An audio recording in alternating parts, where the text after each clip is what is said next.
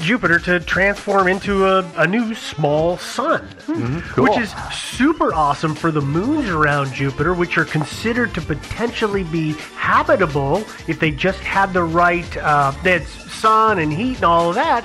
So hey, woohoo! These moons are specifically Europa, Which has ice, right? it does have ice. Yeah. I believe Europa is the one that has all the cracks because of something coming from the the fluid underside. coming out of the ice and all Yeah, that. they're red. Yeah. Am I correct in that? I can't keep them all straight. Okay. And then there's enchilada. Don't forget No, enchilada. Joe, you're actually pretty close because there are 30 some odd moons around Jupiter. Oh, yeah. It's got a lot of moons. Yeah, there's Europa and Io are the big ones that everybody points to as being possibly habitable. And then there's Ganymede, of course, which Yes. also, by the way, Arthur C. Clarke wrote a fun short story about many, many years ago, which I can't remember the name of. I think it was called The Sentinel, but it was kind of the basis for 2001. But yeah, interesting little story. Nice. Ganymede actually turns out to be this enormous spacecraft, and not a moon at all. Ah. And humanity gets out That's there. no moon. See, now there's a one that I heard a couple of years ago where Europa, because the ice, everybody thinks there's something living under the ice, like microscopic bacterial stuff. No, it turns out there's actually kraken-sized creatures living under it. And every time we land on it, they suck the capsules with people down because, hey, look, crunchy shell, soft inside. It's like candy bar. These only come along.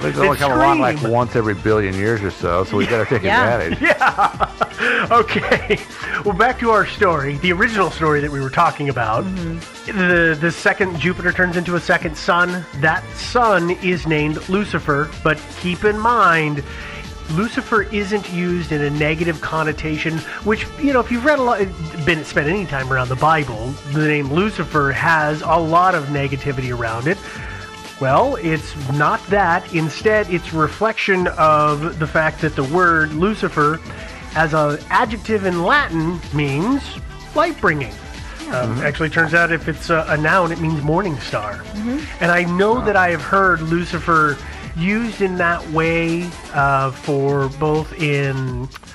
Oh, God, it's religious studies. People have talked about the morning star used to be called Lucifer, and you don't hear it that often, but that's where it comes from. Okay. I'm probably wrong, but that's off the cuff. So, I'm sure everybody is wondering why in the hell I just gave the plot to a book and a movie. Dude. Well, we're not a film review podcast yet. We're not that other podcast that does that. Not linguistics either. No. Well, it turns out, believe it or not, there are conspiracy theorists who believe that this is possible. Not only possible, but they claim that this is one of NASA's ongoing projects, and it's totally real. Not with those budget cuts, it's not. Yeah. Well... Just saying. Okay. So there's okay. There's that, okay. So credits we're going to cut now because we're done. Great. Perfect. No, it's actually, I mean, if they are capable of keeping this a secret, they can actually have a black budget too. Yeah, that's true. I guess. Yeah. And so, All those weather budget, satellites, not really weather their satellites. budget might be a lot bigger than you think. It's true. Yeah. It's all monopoly money at this point, anyway. That's a good point. Yeah. Anyway. So let's jump into a little bit of science. Yeah, like why would somebody think this was real? Well, there is some real science to it, and then there's some pseudoscience. So let's just walk through all of that as quickly as possible here. So first off, Jupiter, like I said before, if you know anything about it, it's a gas giant. Big planet. It's a giant planet, and Jupiter as a gas giant is referred to sometimes as a failed star. Which is kind of harsh in my opinion. Yeah. How do you think that makes Jupiter feel? Yeah. Yeah. Big, subconscious. Dopey.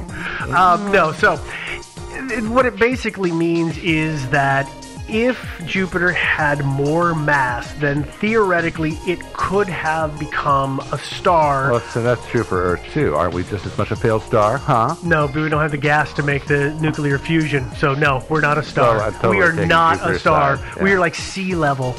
Yeah. Ha. Yeah. Okay, no. So anyway, back to actually going into the science here. Yeah. Mass. That is the huge problem, is that it doesn't have enough mass to be able to allow for sustained nuclear fusion. So instead, it's a gas giant. It doesn't have that ability. Now, sadly for Jupiter, it's calculated that depending on who does the math, it would need at least 90 times more mass than it has right now to become a star. Yeah, I've heard as little as 80, maybe, perhaps. Yeah, one source said 75. I mean, it depends on who's doing the math, and it's you're splitting hairs at that point. To me, doesn't really matter because there ain't that much mass in the solar system because it's outside of the sun. They're just there. Correct. So, sorry. There are a lot of other planets that are around the same size as Jupiter out there that have managed to achieve nuclear fusion. Those are what are referred to as a brown dwarf. And those are actually, they're bigger than Jupiter, though. They are. So when I read it and it's described, Jupiter is at the extreme low end of possibly becoming a brown dwarf. And what I've heard is that it's the way word far is extreme. below. Yeah. I've heard that it's way far below. Like, I've heard that the minimum size for a brown dwarf is about 13 Jupiter masses. I wouldn't be surprised by that. In terms of actual size, it might be about the right size, but it's it the doesn't mass. have the mass. The mass is what matters. So let's do this, because I am really bad when it comes to description of this stuff, and I think you're going to do a better job than I am, Joe. You briefly, are you able to explain to people what mass means? Versus size. Versus size, yes. Versus size, yeah. Well, it's just like, it's real simple. I mean, take two balloons, blow one up with air from your mouth, and fill the other one with water from your faucet to about the same size. And you'll notice that even though they are the same size, one has different mass. They have different masses, different densities. Density. There's the word. Thank you. So one weighs more. So okay. Yeah. So that's what we're getting at here. We're going to throw around the word mass a number of times going forward. So that's why I was hoping that you had a good back-of-the-envelope explanation. Thank you. Yeah, and the reason mass is important in this context is because the more mass, the more gravity, and therefore the more it compresses itself, which is what you need for stars to exist. You need that massive pressure to be able to not only ignite that fusion reaction, but also keep it contained. Because the key point for a star is that the process of nuclear fusion is always pushing outwards, but the intense gravity of the mass of the star itself is always pulling it back in, and so it keeps it in this sort of perfect Goldilocks zone where it's balanced. Now, eventually, through the process of nuclear fusion, stars like our sun eventually will burn up enough that its mass will reduce, its gravitational force will reduce, and suddenly it'll start spewing that stuff out, not being able to contain it anymore. And that's when you start to get into the death cycle of a star. And and don't get stressed about it. That's not supposed to happen for at least like 2 more years. Right? we got time. It's trillions. You got time. Like, it's a number that is so big you'll never have to worry about it again. It's not trillions, but it's billions of years. So, it's a long way. Brown dwarf, though. Different kind of thing. Yeah. Right. Not like our sun is not. Our sun is just our sun is a star. It's a yellow dwarf. A brown dwarf does put out some radiance, but it's not in a spectrum. It's not very bright. Not in for us, I don't believe it's actually in the visible spectrum we can see, but it's not a shining star. Yeah, some of them emit towards like the low end of the oranges. Yeah, oranges and reds and stuff like that. Yeah, but not as much as our sun because they actually are fusing different elements. I don't think they have enough mass, and they don't have enough helium, etc., and hydrogen and stuff to actually have that kind of reaction. So they have a lower level kind of reaction, which is like deuterium and something else. So it's just darker, basically? So essentially, they don't put out as much heat and light. Basically not as hot. Right. Simple version. Yeah. But also not as bright, right? So it wouldn't illuminate the planets around it as much as well. Is that true? Yeah. That would be true. Or it would with a different color light? With different levels, different kinds of radiation. So life on another planet around a brown dwarf would look a lot different. The planets would not be green, I'm assuming. They would be something else. Be something akin to like Krypton, from the Superman comics. His star was a different color, so when he came here, he had all of these things, blah, blah, blah. But that's kind of the way they could see. Okay. Yeah. So, again, comic books, great reference. Yeah. And actually, they can't sustain life. It's just the planet's going to have to be a lot closer to it than we are. Like a moon might be. Yeah, exactly. Yeah. That science having been covered, here's what our friendly neighborhood conspiracy theorists feel is actually going on, or believe is actually going on, is they think that the lack of mass in Jupiter could be solved by simply adding nuclear fuel to it. So this supposedly would jumpstart the process of nuclear fusion. And again, remember, the process of nuclear fusion is what creates the radiance of a star. It's what sends out the light and the heat radiation. I'll point out that sometimes when you're doing the reading, Jupiter's not the only planet that is referenced. You will also see Saturn brought up in this discussion. I'm going to leave Saturn out for now. When we talk about this, we're still only going to be talking about Jupiter. Eventually we'll talk about Saturn, but from here until I say again, it's all Jupiter all the time. Should be. I mean, Saturn is like a lot smaller than Jupiter, actually. That's probably. Yeah. Okay, so we've got this planet, and we're going to start nuclear fusion. So how are we going to do it? Well, it turns out that we're going to use NASA's probes. That's how we're going to do it. Duh. Because there's Galileo, Cassini, and Voyager, and a whole bunch of others in the Deep Space Fleet that could do this, and there's a good reason for it. The way a deep space probe works is once you get past Mars, there really isn't... You run out of extension cord. And, Crazy. Yeah. No, it turns out once you get past Mars, the problem is that you cannot rely on solar panels to create enough electrical fuel for the satellites to work. So they have to have a different source. And that different source is what is called an RTG. That stands for radioisotope thermoelectric generator. I'm glad you're the one who had to say that, not me. Yeah, well, sometimes I do things right, not often. So that is their fuel source. And actually, a bit of current pop culture is if you ever read Andy Weir's The Martian, you actually might be familiar. Saw the movie. Well, actually, I don't think they went into the RTG that much in the movie. I didn't see either because, previously mentioned, I don't like stuff like that. Yeah. That's right, I forgot. Yeah, you hate the Lost in really Space hate movies. them. These RTGs are pretty cool little units. I really would love to have one myself. Yeah. Wouldn't that be awesome? No, not at all. Why not? Okay, here's why.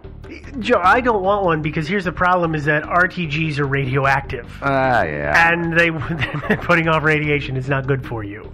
Bigger, you grow an extra arm. There's all kinds of cool green. stuff. Yeah, there's all kinds of cool uses Yeah, for and then you radiation. start to waste away and die. Yeah. A horrible, miserable death. So here's how an RTG works. Okay. RTGs use plutonium-238. It's in pellet form.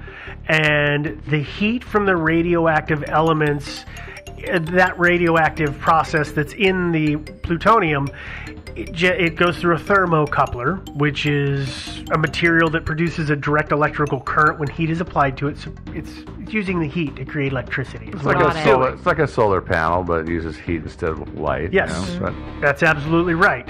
The nice thing about the RTGs, why they're so popular, is that they have no moving parts.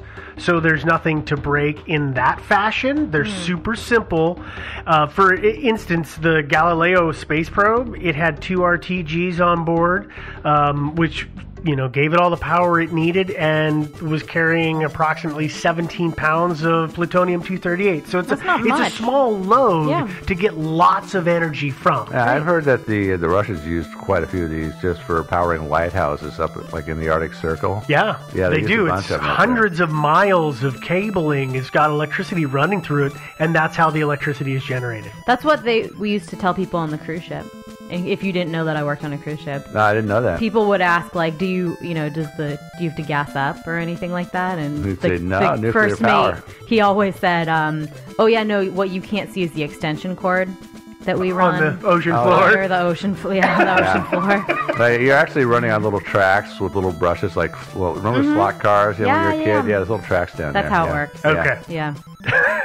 That's how we're going to do space travel from now on. Just put tracks everywhere. So people would actually ask you guys if you had to refuel? Yeah. They really did ask you that? They really did. Really? People's stupidity has no bounds. I guess not. Yeah. Sorry. Well, let's move away from talking about Jupiter. Yes, let's go back to it. Okay, so far we've talked about how Jupiter works. We've talked about how the power for space probes works. In a second, we're going to talk about how that's going to apply to Project Lucifer. Yeah, to make a big second sun in our solar system. But why? Yes, that's the key Good question. question. So But why though? Why go through all of this effort? The reason is it is what we talked about before with Ganymede and what was the other? Enchilada. No.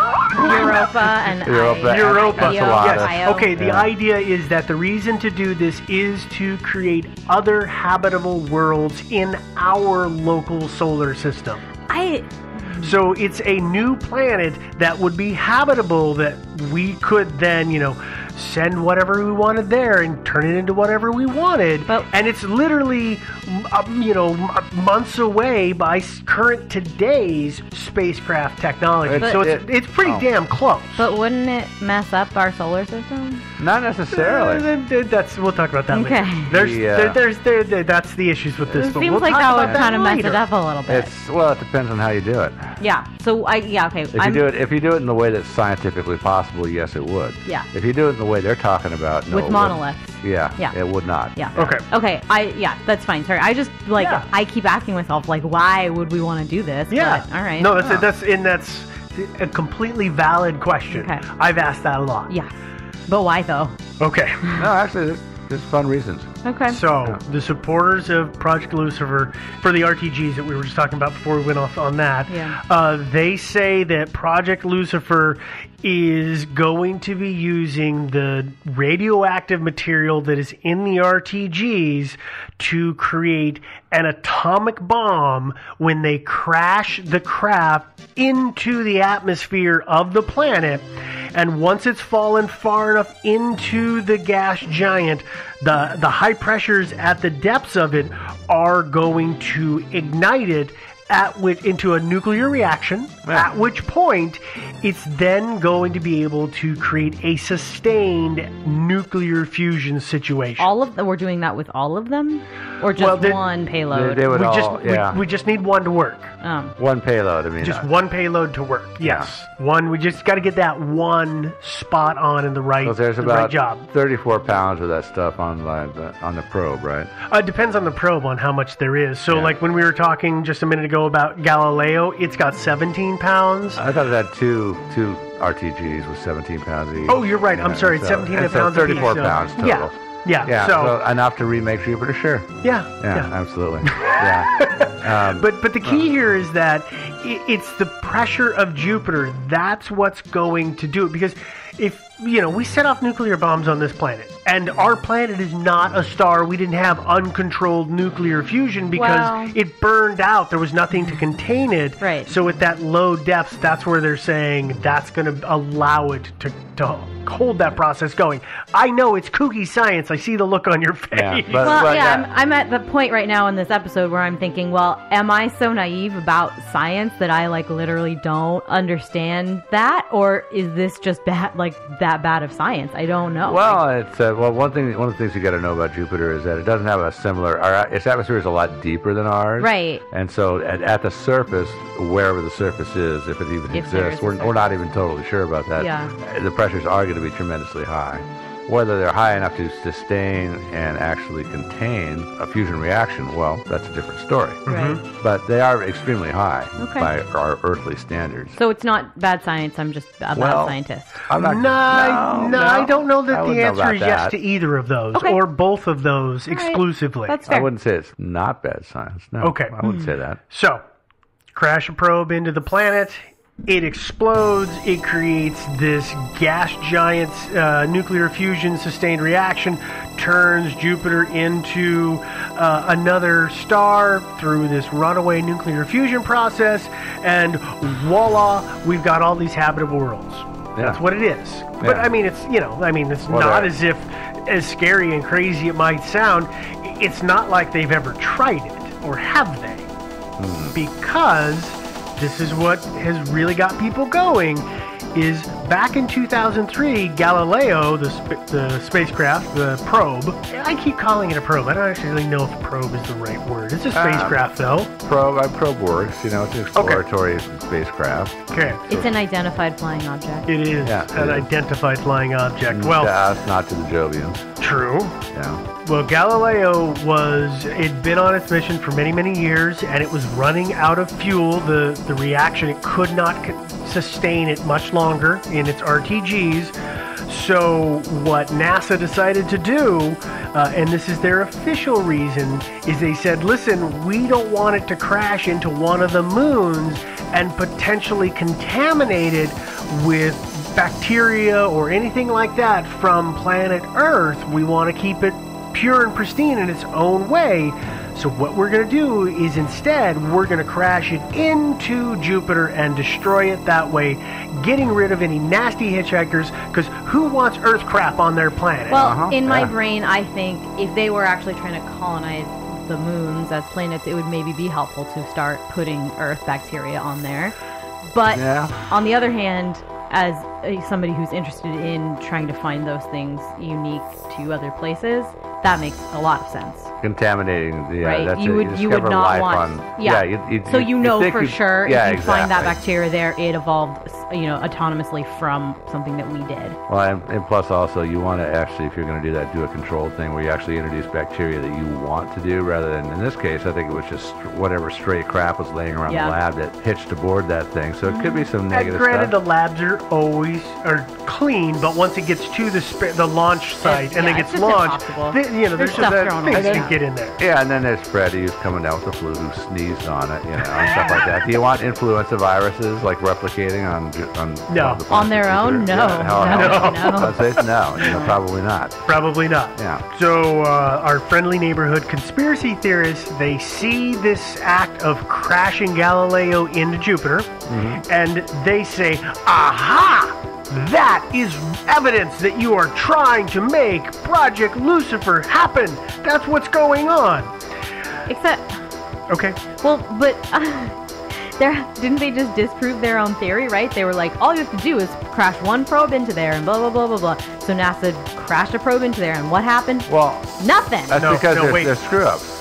Oh. They're screw-ups. They tried, and they didn't quite do it this time, but they'll succeed next time. Remember, just because they crash it in there doesn't mean it's going to happen. They have to do it right.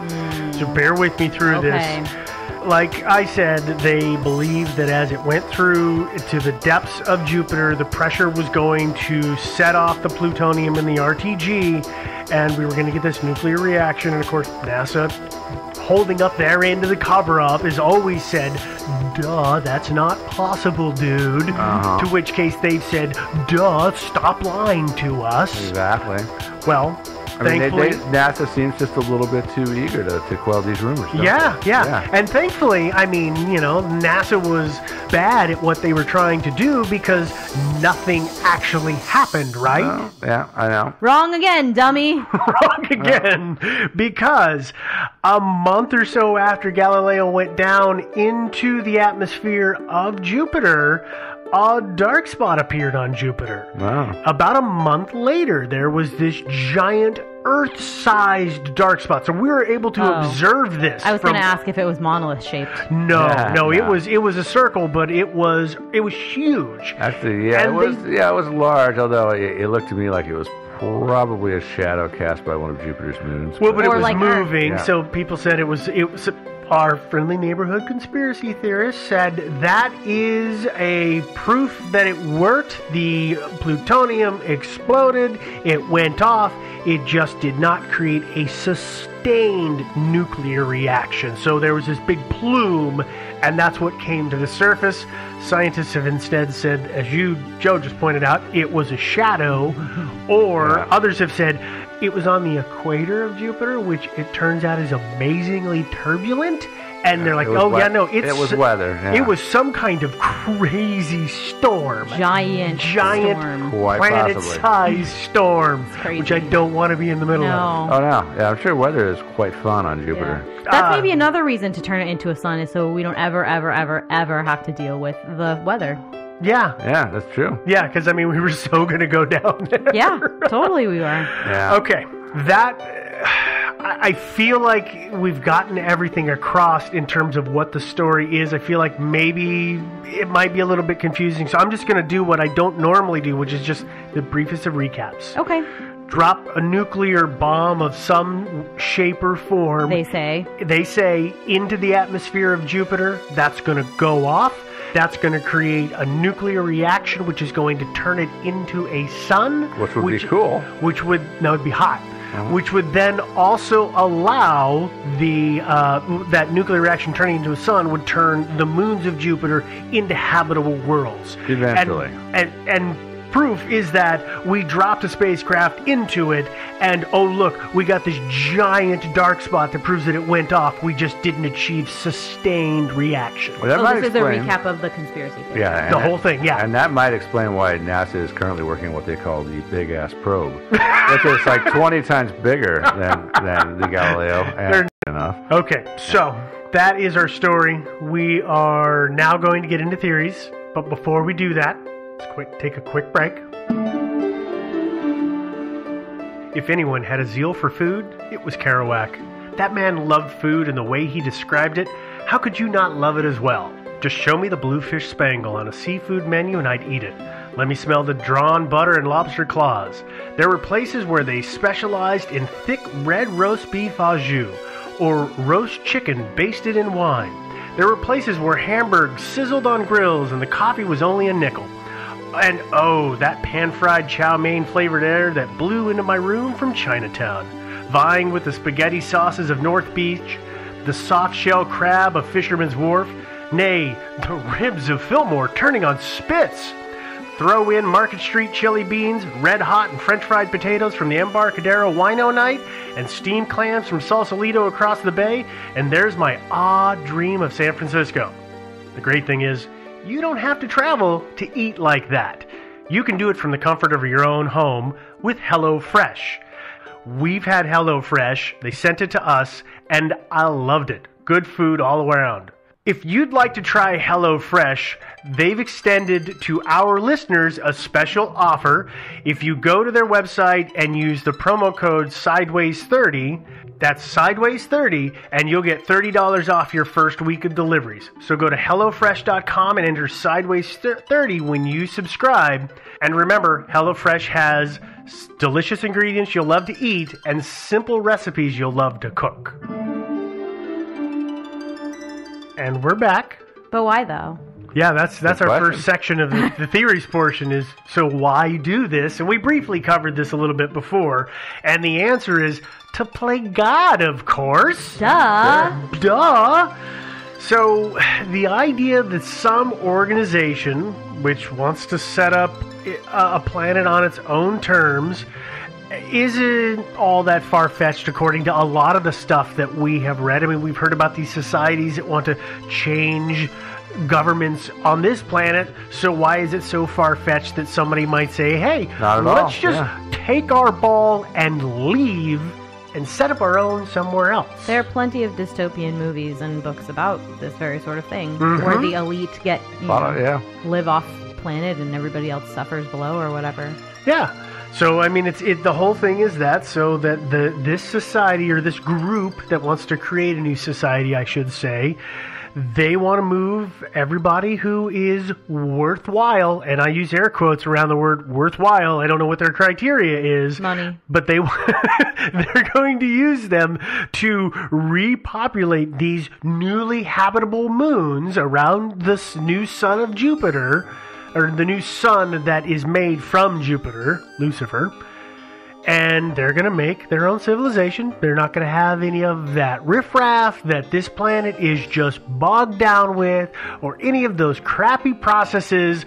You know, they're not going to have any of that stuff. I think they're going to be really upset when they find out you can't have a society without people who are kind of dumb, and the TPS report will always live on. Yeah, I think that, but any off-planet society, they're going to leave most of the riffraff behind anyway. Because when you're looking to take somebody to your new colony, obviously you're not going to recruit high school dropouts with no skills. And you're not going to recruit homeless people and heroin addicts. Well, but wait, but you know what? Manual labor has to be done. That's what I'm saying. Nothing happens without some guy cleaning out the slop pens and turning a wrench. Those things still have to happen. But you're probably not going to recruit people who have a penchant for murder.